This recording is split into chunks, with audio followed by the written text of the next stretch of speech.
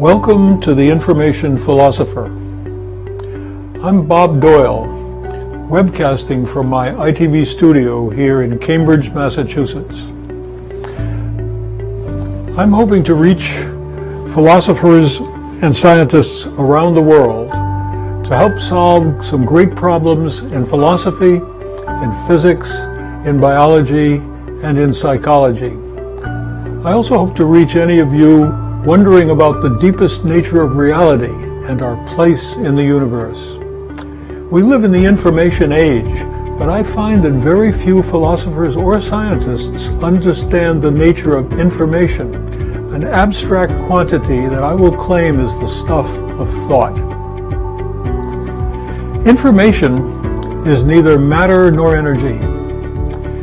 Information needs matter to be embodied, in our brains, for example, and it needs energy to be communicated, like this lecture coming to you over the internet. But matter and energy are conserved quantities. It may be hard to believe, but the total amount of matter and energy today is the same as there was at the beginning of the universe nearly 14 billion years ago. And if the stuff of the material world is just a fixed total amount, what can possibly explain all the evolutionary change that we see, the amazing new things emerging under the sun? I'll explain those cosmological changes by showing that information and order in the universe have been increasing since the beginning of time. And this is despite the second law of thermodynamics and the increasing entropy, which destroys order. Change is simply the arrangement of matter, the atoms and molecules, into what I call information structures like the galaxies, stars, and planets. The stars are passive objects under the complete control of forces like gravity, but living things, you and I, are dynamic, growing information structures under our own control. I'll show that we are forms through which matter and energy continuously flow. And I'll show that information processing from the DNA in our cells to the thinking in our minds that controls those flows of matter and energy. Information is the modern spirit, the ghost in the machine, the mind in the body. I will argue that it is the soul in our bodies.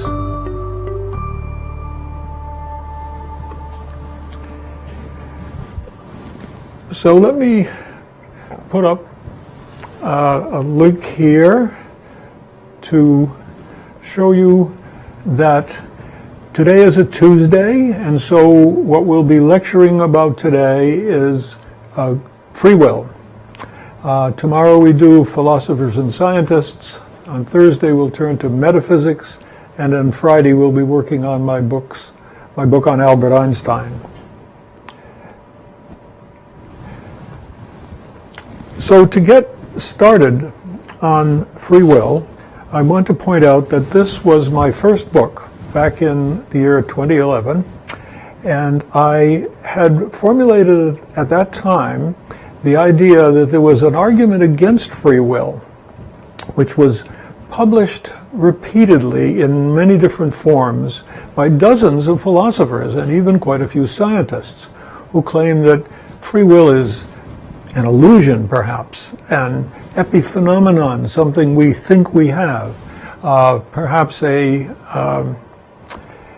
something belonging to our mind as an immaterial substance different from our brain.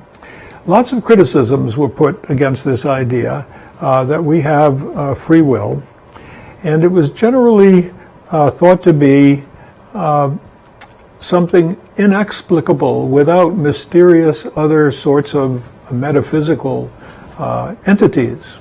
And I need to review some of them. But let me turn to my webpage on the Information Philosopher, and let's review what it is we have here. There is a drop-down menu under free will, and we see that there are quite a few possible subject matters on different web pages under my free will. And what I'm going to do is just link to one of them called the Standard Argument Against Free Will. And this is the argument that I've found in many articles. It's rather simple, logical. Some people argued that it was completely logical. Let me expand this even further so I can take it right up to quite easily readable on your screen. The first step in this argument is to say that if the universe, and not just all the planets, but everything in the universe, including every living being and we human beings, if we are all governed by causal laws, which is the basic understanding of physics, certainly until the early part of the last century when some indeterminism showed up in quantum mechanics. If we are governed by causal laws, and if we are everything done by us determined by the prior events in the universe, then our will must not be free. And I've been calling this the determinism objection to free will. But second, if indeterminism and real chance exist in the world, our will would not be in our control. In that case, we would not be responsible for our assumed random actions. So the second idea here is that if we are not completely determined, if there are even some events, especially in our minds, that are not determined, if they're simply random, then how could we possibly be responsible for our actions?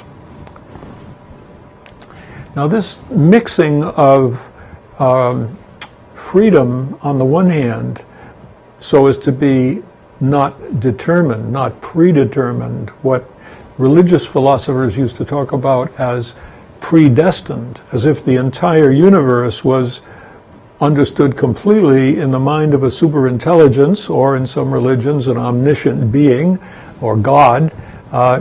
Given that assumption by many thinkers, we would be not just individuals with an ability to do something creative and different from that which was part of this great book of the world. Instead, we would be acting out a sort of role in a movie that's already been filmed, that things that happen are happening to us, that we are not making things happen. Now, this is a very comfortable set of thoughts for some people who are deeply worried about the way the world is. I find that many determinist philosophers, and I've written about some, who think that this gives them a sense of being free from responsibility for their own actions or for the horrible actions of many others in the world. From time to time, they look around and find a very unpleasant place, and they say, well, this world is not in my hands. I don't have any responsibility here. I needn't feel bad about anything I might have done that I shouldn't have done according to moral standards. So those who think that human beings should have a moral responsibility generally want to turn to the notion that they are free, and that freedom entails being responsible for our actions, whether just everyday practical actions or prudential issues of our self-interest or deep moral issues where many of us think that there are a set of rules of behavior. I'm going to try to show that those rules, those moral standards, are actually created by human societies, and that they vary quite a lot from a given culture to another culture. And they varied through the ages. And we live in a time when our behaviors, our moral or immoral behaviors, are considered quite different from even decade to decade and year to year. We advance. I hope our moral improvement is an improvement. The change is an improvement and not just arbitrary. But let's come back to these 2 points. On the one hand, if we are determined we cannot possibly be free. And if we are undetermined, if there's some random element of chance involved in what we do, then how can we possibly take responsibility? How can we possibly get credit for actions which at some basic level are random?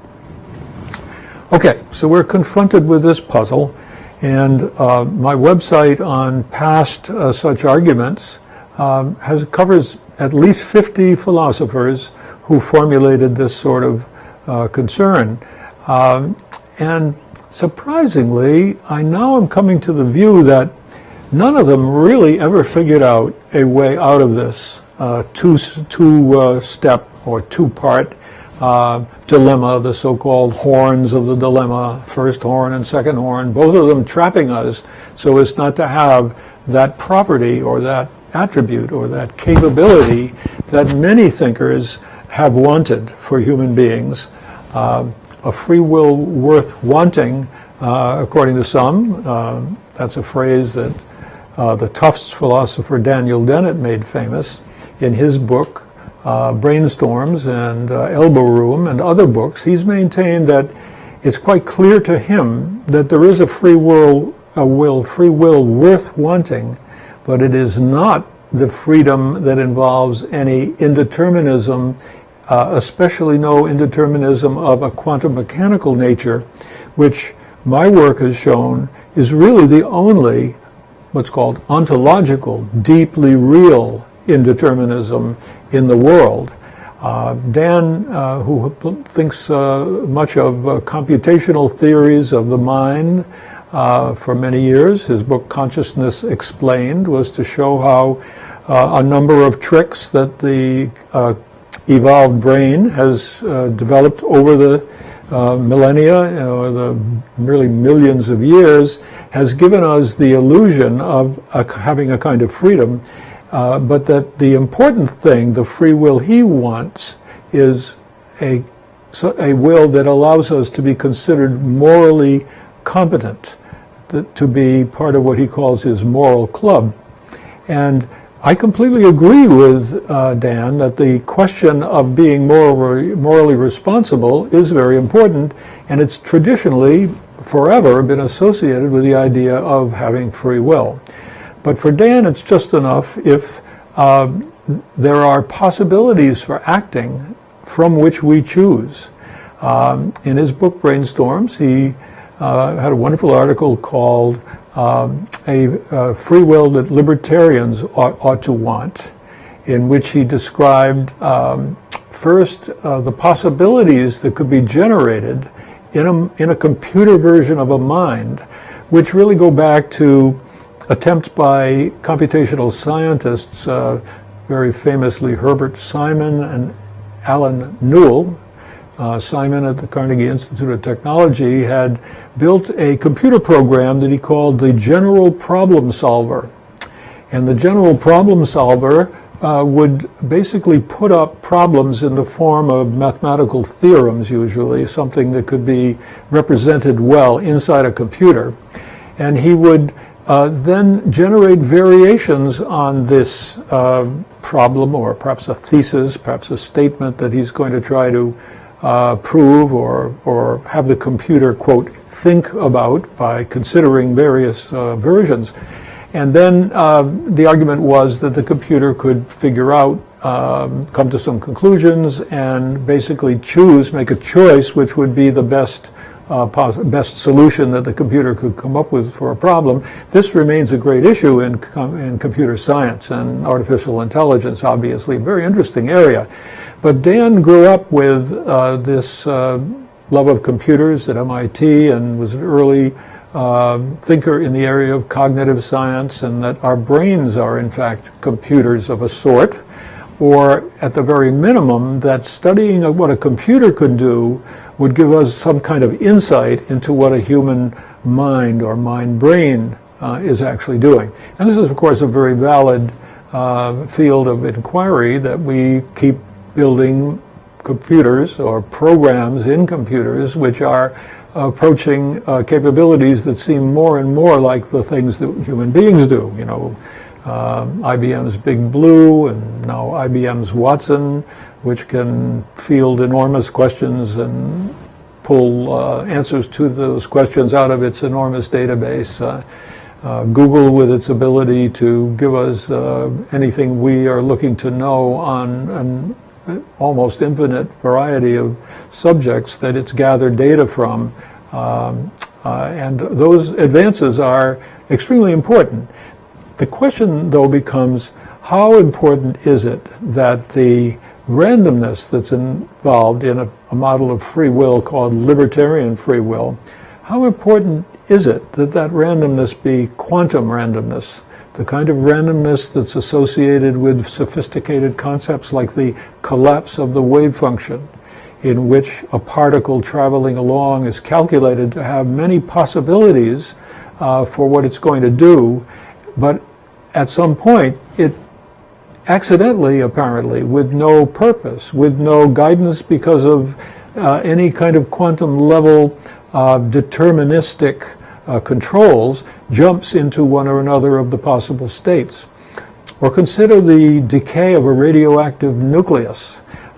Things like uranium naturally are radioactive and every now and then give off energy particles and perhaps change to another form of atom and giving off this energy. Of course, that led to the whole idea of nuclear energy.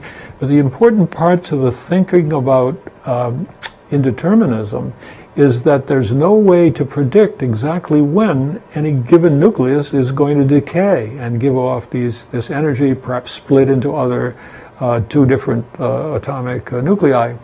That was the first discovery of chance or indeterminism. It was at the turn of the 20th century, around 1900. Lord Ernest Rutherford was the real discoverer. He had been in Canada. He went to Britain, where he headed one of the great laboratories there in the next few years. But the second person to find this quantum indeterminism was Albert Einstein. Einstein was working to understand Max Planck's famous assumption that energy might come in quantized lumps.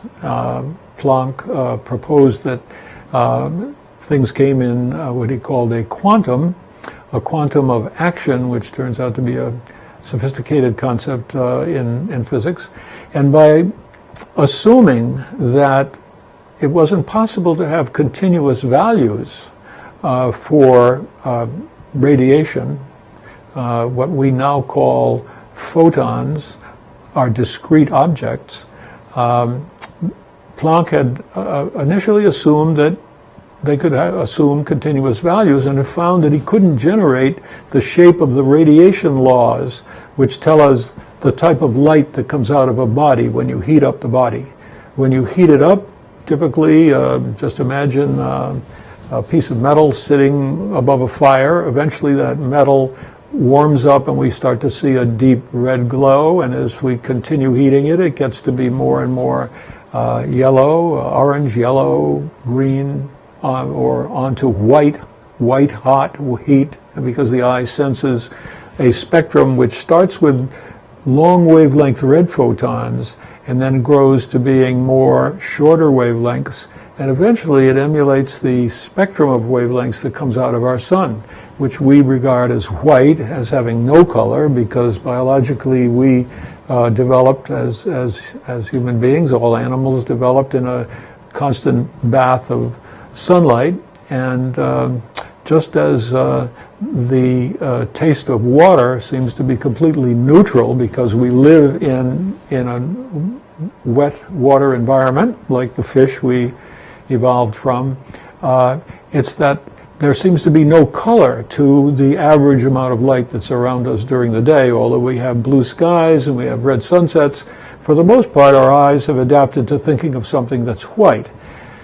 And this spectrum that goes from the red when the temperature is low and on to even a bluish color when it's hotter than the temperature of the sun, which is around 5,000 or 6,000 degrees, this spectrum needed explaining.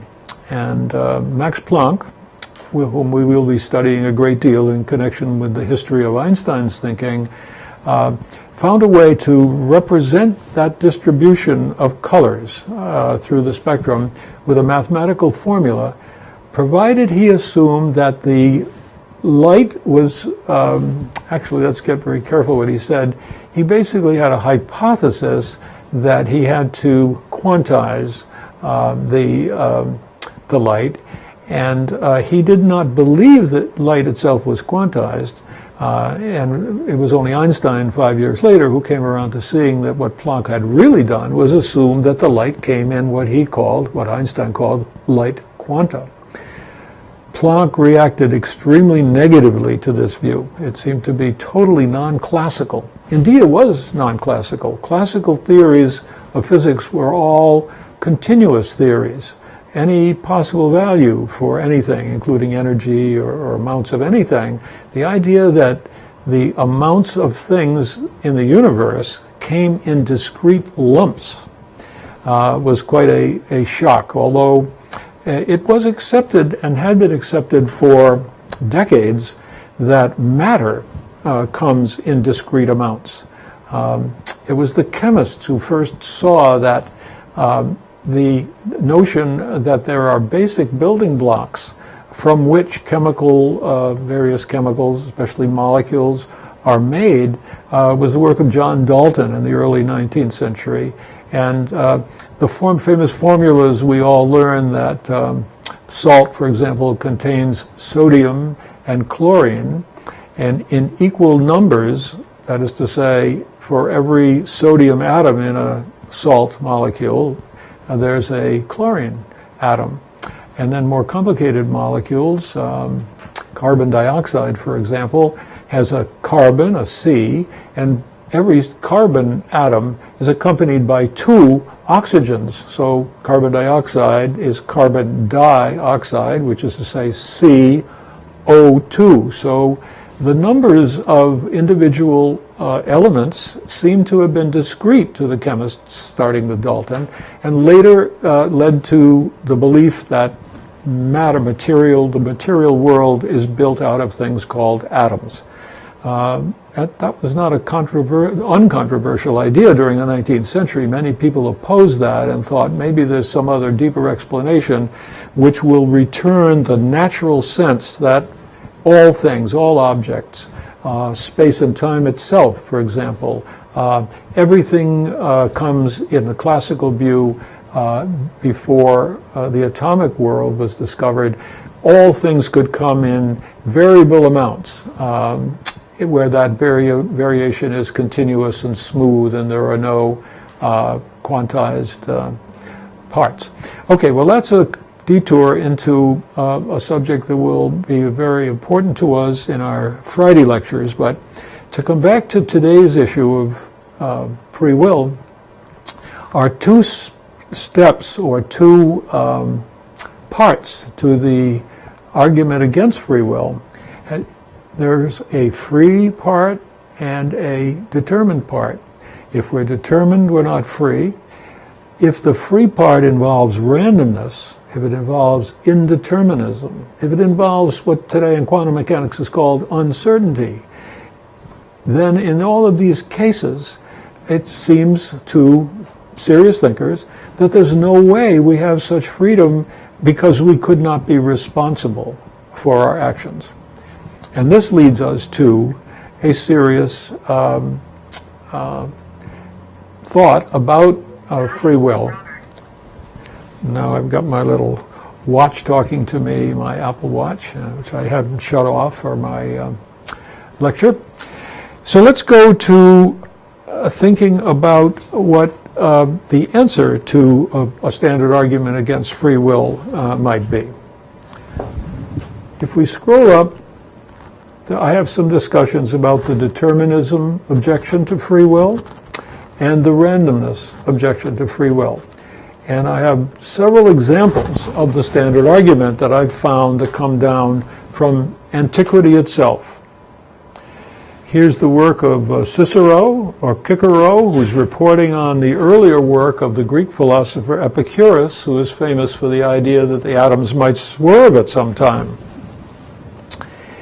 And here is Max Planck's own version, and Planck talks about quantum indeterminacy. Here's the work of Arthur Stanley Eddington, who was a very influential person in my own work. I first took up this subject seriously as an undergraduate at Brown University back in the 1950s.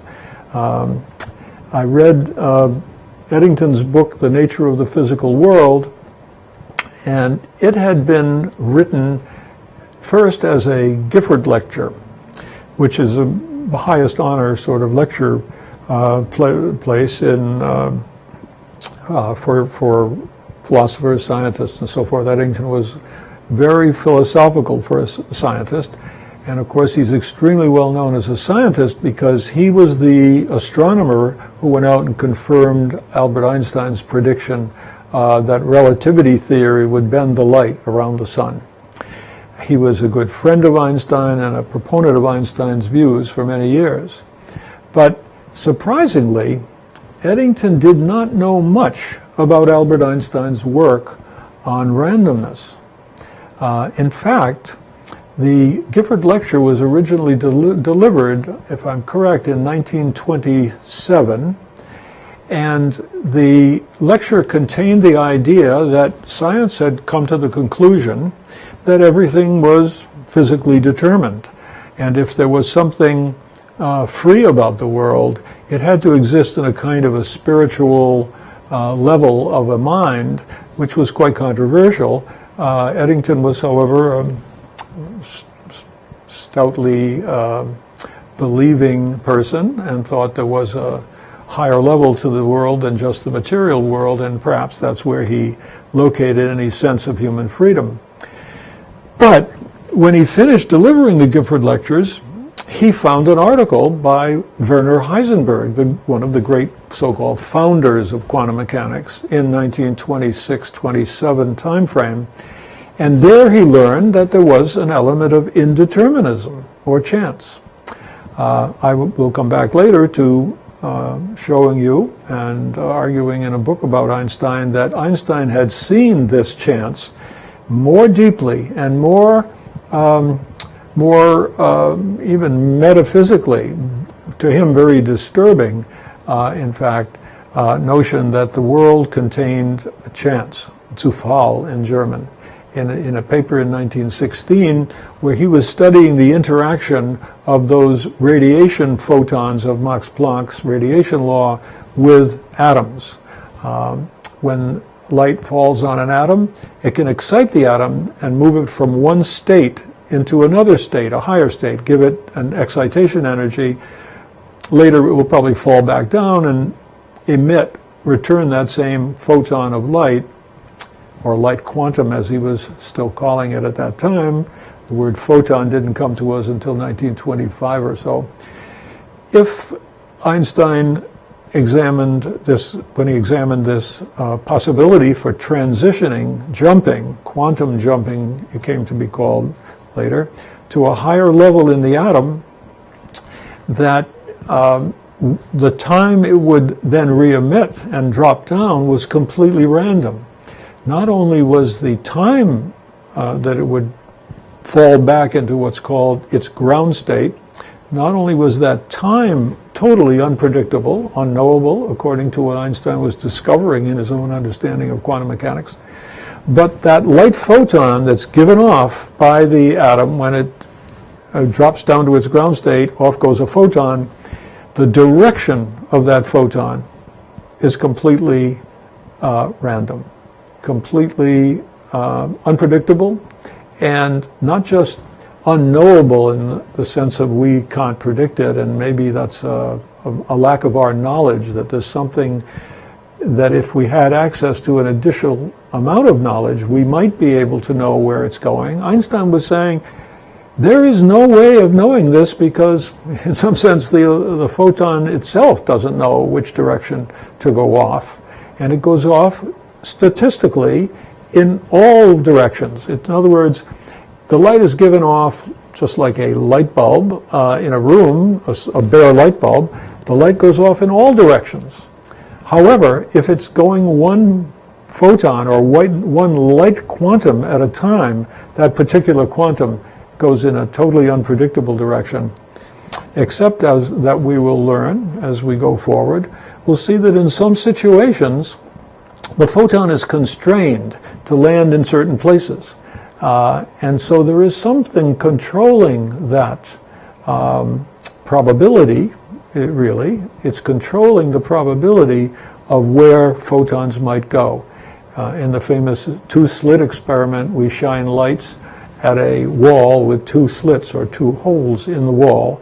And when the light goes through, it seems to land in only a few places on a screen in the back of this wall. When it goes through, there are some places where we don't see photons. It's dark bands, and then we places where we do see light, and then dark, and then light, and then dark. They're called interference fringes, and they are characteristic of waves going through two slots in a wall. If we push water waves down and down and down, and then there are two places for them to go through, they cause an interference set of crests and troughs that come on the other side and produce these wonderful interference effects with waves. That was what led all physicists in the 19th century to believe that light consisted of waves, continuous waves. And notice how that's the basic idea of classical physics, that everything should be continuous. It was extremely disturbing for Einstein to discover and to see in an experiment we'll discuss as early as 1905 that those light waves need to be thought of differently, because he's showing that they actually consist of particles, quanta of light, as he called them, Lichtquanta. Okay, that's again a bit of a diversion into the source of indeterminism in the universe. We have what Dan Dennett thought was enough randomness if our computer would simply generate what are called pseudo-random numbers. And we can set up programs that will generate a bunch of pseudo-random numbers. Those could then, in the work of Simon and Newell, be used to generate various possibilities that could be put under consideration by the computer as a thinking machine.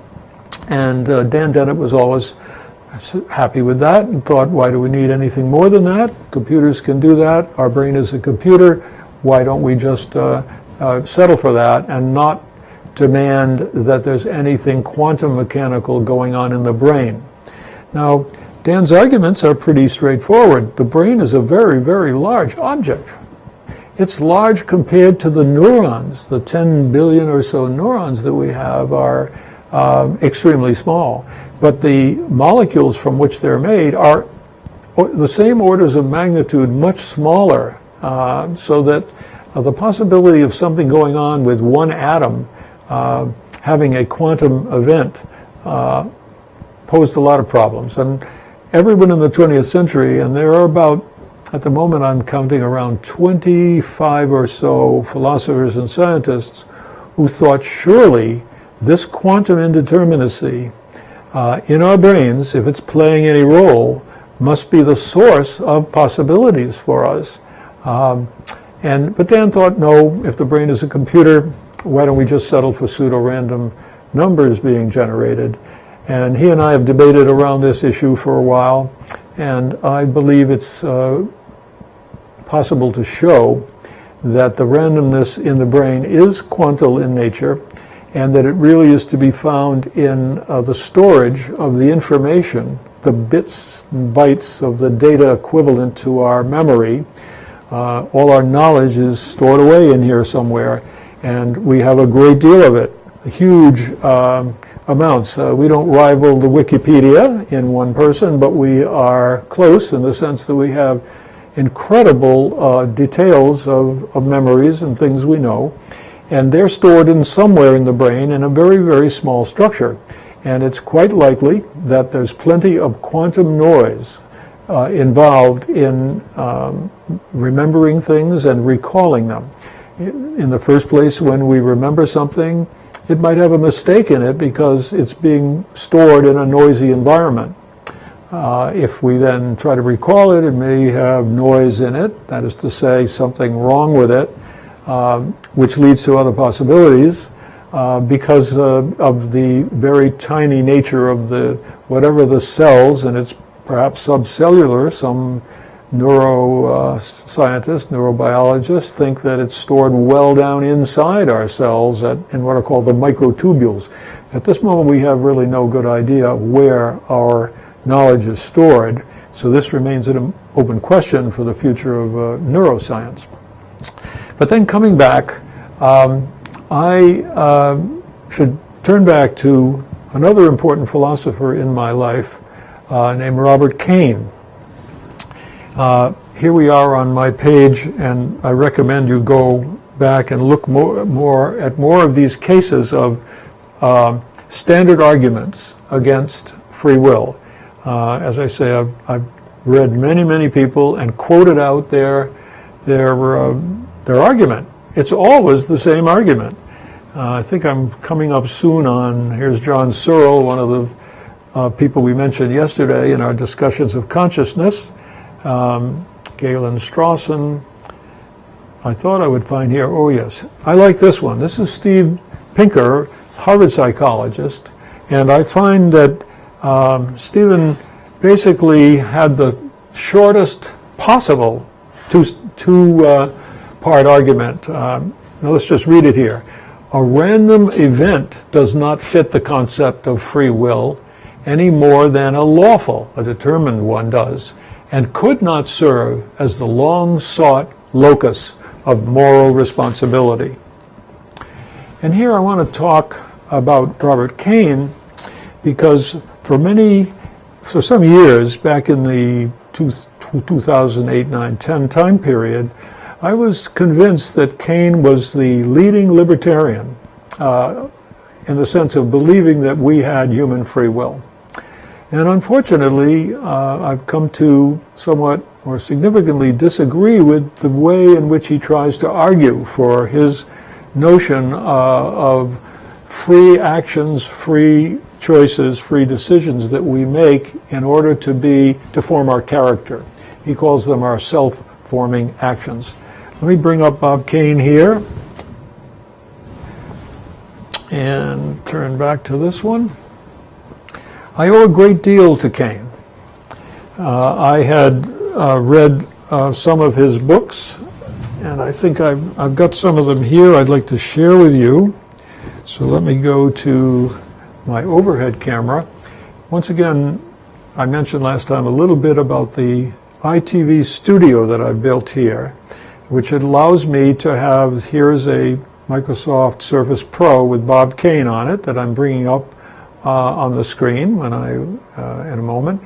And in the middle I have what's called a switcher that allows me to switch between the different cameras available to me. Here I can touch on camera 3, and that's my view.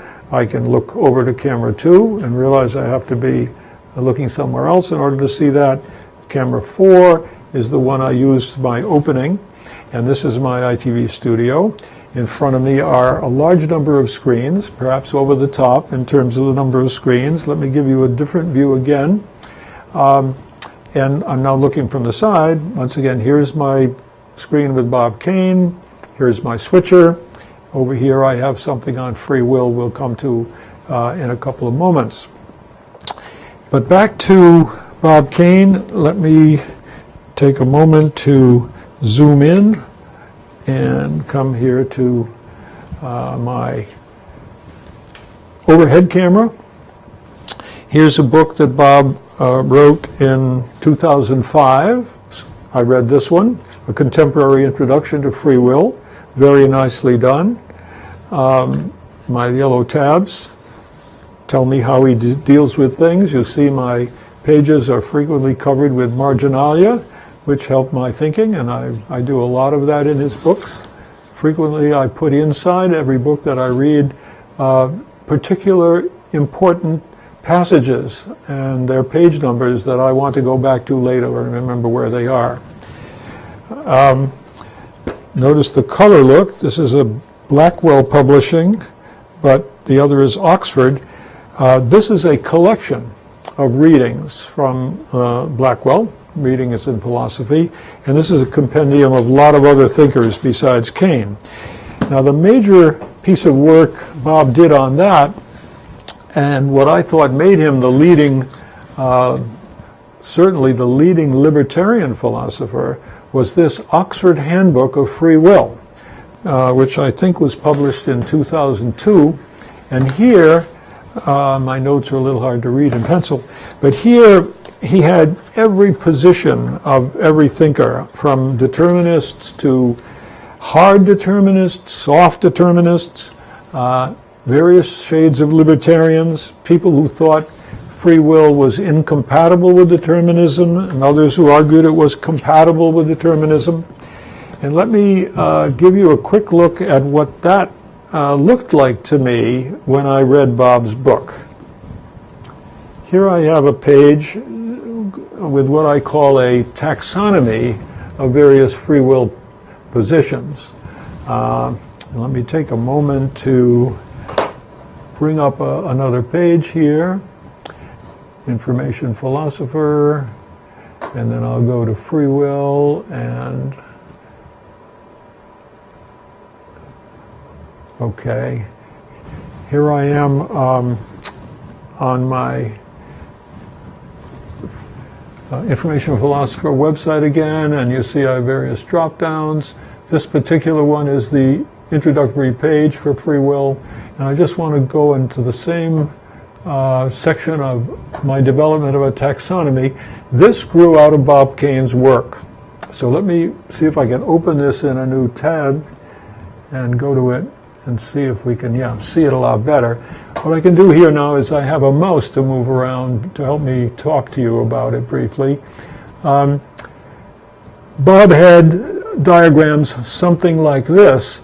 Bob's diagrams, however, were distinguishing between what he called compatibilism and incompatibilism. And that was popularized in the 1960s, 70s, 80s, especially by a philosopher named Peter Van Inwagen. And Peter had the idea that his idea of free will would be something that was incompatible with a physical material determinism. So this compatibilism, which many, many years earlier, William James had called a soft determinism. He called it a wretched subterfuge, but it was, in his view, just a trick to say that we were free because determinism was something we wanted so badly that it was what constituted our freedom. And there are a very large number of philosophers who go along with this argument that because we need determinism in making our willed actions come about. In other words, we have to be able to choose to do something and then do it, and it all needs to be an act of determination, an act consistent with our character, an action that really follows from our feelings, our motives, our beliefs, and all these other wonderful human things that must be part of our free will. Well, that's giving it all away, because it seems to me that if we are determined, we are not free. And in order to be free, there needs to be a break in the causal chain of events that come up to the today, present time, determining what we do assuming that physics is deterministic and that we are subject to the laws of physics, so-called laws of nature. So I've diagrammed here determinism on one side, indeterminism on the other, libertarianism, and then I want to distinguish here between what Bob Kane, coming back to his work in a moment, called event-causal libertarianism and agent-causal libertarianism. Let me see if I can expand this just a bit more. There's a lot to see in this diagram, and I have studied dozens, really almost hundreds of at least philosophers who have one or more of these points of view about how to think about free will. But right now I want to just talk about event causal and agent causal. The idea of event causal is that somehow our freedom comes about because there is a chain of events, okay? It comes about because everything that happens is some things coming from the past and producing the future, producing the present, and then influencing the future, because everything is linked in a causal chain of events.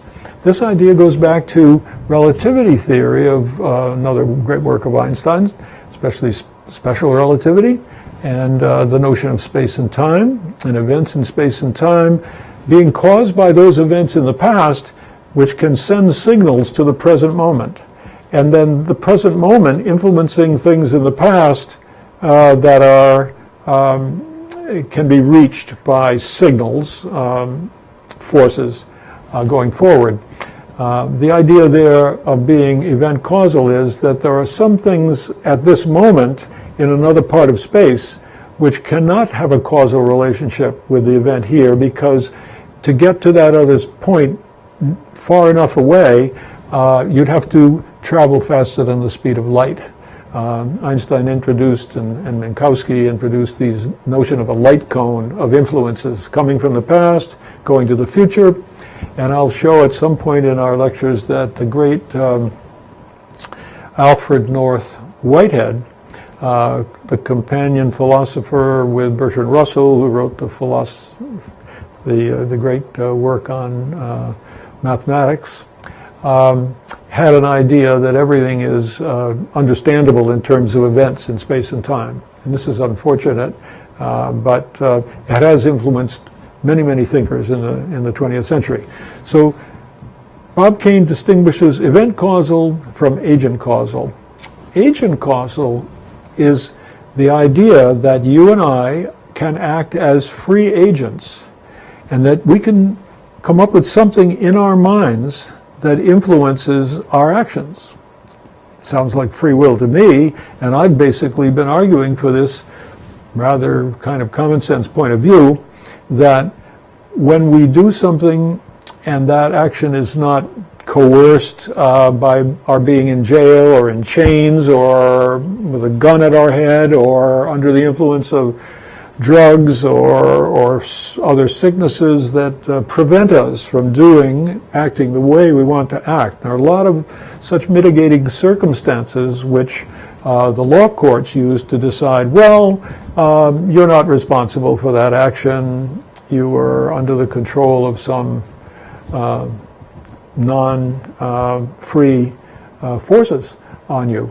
Apart from them, though, the common sense idea is that we can think of things, desire to do them, and then do them. And we, as agents, were the cause of that happening. But agent causal has been quite controversial, because for Bob Kane, his reading of the free will problem in the 1960s was that this seemed to involve some immaterial mind, which bothered him, because they're not events exactly. Some noumenal self, he called, a Kantian idea that besides the phenomenal world obeyed by laws of physics, there's another world, a noumenal world, or a Platonic realm of ideas, in which there's a level of freedom. Remember, Kant argued for God, famously God, freedom, and immortality was in this world that's not in our own phenomenal world, everyday world, where everything is determined. No one ever really bought much into that Kantian idea, but you see it reflected in the thinking of those who say noumenal selves, uncaused causes. If that sounds like an interesting phrase, it certainly sounds like quantum physics, in which case a random non-caused event, that is to say one that happens only randomly at some random time in some random direction with no cause that gives it complete control, such events, considered as events, break the causal chain in the sense that whatever came before this random, indeterministic quantum event is opens a new door. And I'll say just another word about Arthur Stanley Eddington and his book, The Nature of the Physical World, before I go back to Bob Kane. Eddington read the Heisenberg article, realized that there are uncaused causes, and decided to edit his Gilbert lecture when he published it as a book, and said, oh, there's a chink in the wall of determinism. And it seems as if there are possibilities for free things happening, including electrons seem to have these free quantum jumps in behaviors. Eddington was brutally, powerfully attacked by philosophers, his contemporaries in English philosophy.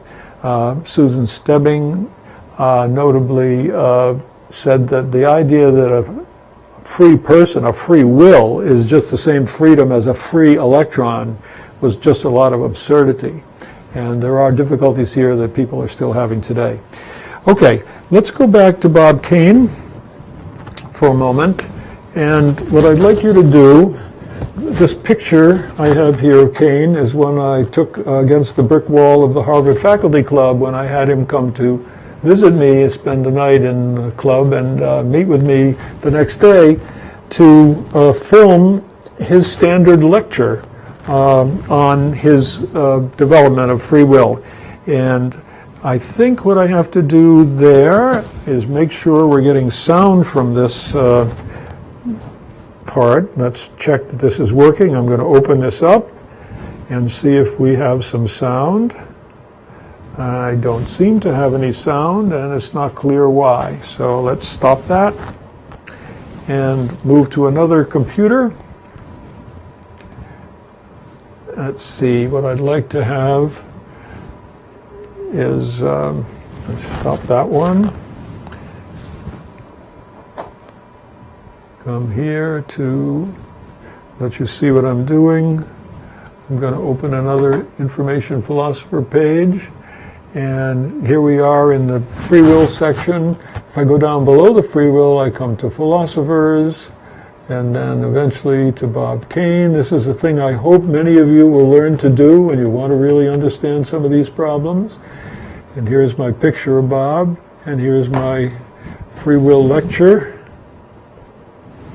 And I will click on that and see if we get any sound out of this. The information philosopher presents.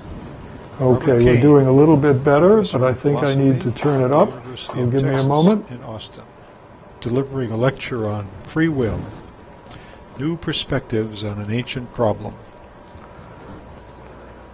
My dealings with free will date back to the mid-1960s and are coterminous with a resurgence of interest among philosophers in problems about the freedom of the will that began in the decade of the 1960s. The landscape of the free will issue was very much simpler then. The unstated assumption was that if you had scientific leanings, you should be a compatibilist about free will, believing it to be compatible with determinism. That is, you should be a compatibilist if you did not deny we had free will altogether, as did skeptics and hard determinists. And if you were a libertarian about free will, believing in a free will that is incompatible with determinism, you must, in order to make sense of such a free will, inevitably appeal to uncaused causes, immaterial minds, noumenal selves, non-event causes, prime movers unmoved, and other examples of what P.F. Strawson called the panicky metaphysics of libertarianism in his influential 19... Okay. I hope I got the sound levels reasonable there. I'm still working on the design of this studio and making it work for me without any technical support. I'm trying to do a television program without the staff, without the crew, because that way they're very affordable, and I hope to be delivering lectures like this fundamentally for the rest of my life. I'm 81 now, and I hope I can deliver a series of lectures, perhaps organized in courses, with 5 lectures weekdays into the foreseeable future, however much of a future I have. But what we just heard from Bob Kane, if you heard it well, is that if you went in the direction of libertarian free will, you had to think in terms of uncaused causes, immaterial minds, noumenal selves, and all these things that Peter Strawson famously called panicky metaphysics. Well, I've put in a lot of time studying metaphysics, and I think there's a lot to be said in metaphysics about a part of our world which is not material or energy, as I mentioned in my opening. Instead, there are arrangements of matter, and some arrangements are done by passive forces like gravity, pulling together a star or a planet. But there are also processes in the universe that pull together atoms and molecules and arrange them into living things. That is to say, life began when the simplest of, or maybe a relatively complicated molecule, accidentally duplicated itself and found that it was now twice the information it was before. And if it did that again and again and again, it's adding information structures. We could have seen them if we had a suitable microscope 3.5 billion years ago or so. So when the duplication occurs, if it happens by accident to make a slightly different molecule or macromolecule, we're leading down the path to evolution, and that's a continuous path of information creation actively being done by an organism or proto-organism which is capable of duplicating itself, replicating itself, creating more information. And eventually we come to the fact that the information duplicating is under the rules, is being done by a sort of algorithmic information processor. Today we have cells dividing under some sort of control, the DNA divides and so forth, all the way up to us, where now the information that's organizing my body is a combination of my biology, which the molecules in my organs are all managing their life, and up to the point where I am organizing information in my brain, and I believe that that information is just an arrangement of information. And so it's an abstract thing that, although it's embodied in my brain, it's not necessarily the brain itself, just as the software in a computer is not the chips, the electric circuits that are inside the computer and embody and implement the immaterial level of the software in the hardware. So we've just said that Bob Kane did that belief in an event causal, and I'd like to just show you that for a moment as time runs out on our program. I'll come again to section 6. Maybe I need a camera 6, and let me think. I think I probably need a closer input. How about 6? What I'm going to read to you here is that in his second edition of the Handbook of Free Will, which came out in 2010 or 11, Bob says, recently, a deliberative EC view is being defended by Bob Doyle, and he cites my recent work in 2010, who calls it a two-stage model of libertarian freedom, an indeterministic stage in which considerations come to mind influencing choice. Come to mind randomly is very important. So there's the free stage, followed by a determined stage in which the agent exercises control over which choice is made in the light of these considerations. There's my second stage, in which it is a determination. The decision is actually made, determined in some sense, adequately determined by our motives, our feelings, our reasons, and so forth. And then he says, Doyle argues that such a deliberative EC, event causal libertarian view, was prefigured by William James and among other thinkers. And so here I want to thank Bob Kane for mentioning me in the second edition of the handbook, but he did not know that I have gone beyond. He still hasn't taken in the fact that I've gone beyond to the idea of an agent causal view. I think that what we're doing is involving those immaterial minds, those uncaused causes, those noumenal selves, that we have a self, that we have a soul in the form of our abstract information, and we have a spirit, or what Gilbert Ryle, a ghost in our machine, that basically is in charge of our being free and being creative agents. So I look forward to having you back again, and I will be talking to you tomorrow on One or More Philosophers and Scientists. Thank you very much.